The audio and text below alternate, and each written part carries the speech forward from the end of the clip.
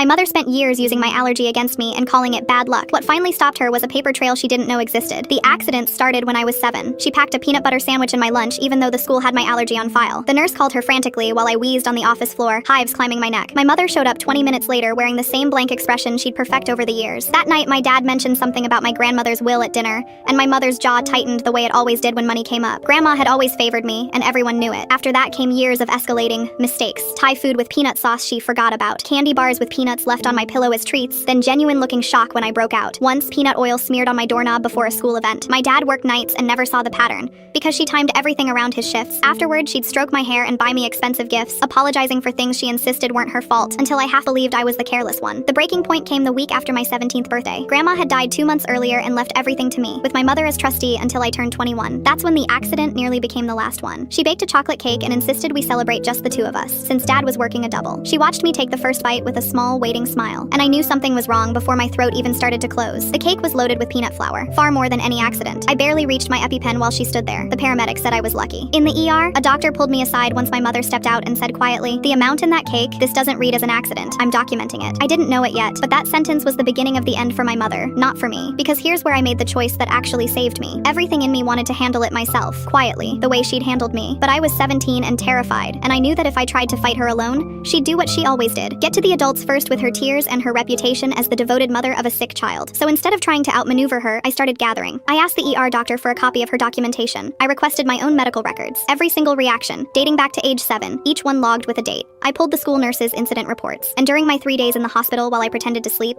I heard my mother on the phone with a lawyer, her voice low, asking how quickly the inheritance would transfer if anything happened to me. I recorded it on my phone from under the blanket. None of it was a plan to hurt her. It was a plan to be believed. When I was discharged, I didn't go home and confront her. I took everything, the recording, the records, the pattern laid out in dates, to my dad first, because I finally understood he'd never seen it, and to a lawyer of my own, and then to the police, with the ER doctor's statement leading the way. The recording was the piece that broke it open. A grieving, devoted mother is easy to believe. A woman on tape asking how fast she inherits if her allergic child dies is not. Detectives lined it up against years of documented reactions that all conveniently happened when my father was at work, against the lethal dose in a cake she'd baked for a private celebration, against a will that made my death worth a fortune to her. She was arrested. She tried the tears, the reputation, the story about how careless I'd always been. It didn't hold because for the first time it wasn't my word against hers. It was a decade of records and her own voice. My dad, once he saw it all laid end to end, was destroyed that he'd missed it, but he stood between her and me the moment he understood. The court placed my inheritance under an independent trustee, out of her reach entirely. She's serving time now. I visit no one in a nursing home. I didn't become her. I just refused to let her rewrite one more version of events where I was the problem. I'm 20 now, in college. Allergy carefully managed by people I trust. Some nights, I still double-check every label out of habit, but I sleep, which I couldn't do for years. The truth was the only weapon I ever needed. It turned out to be enough.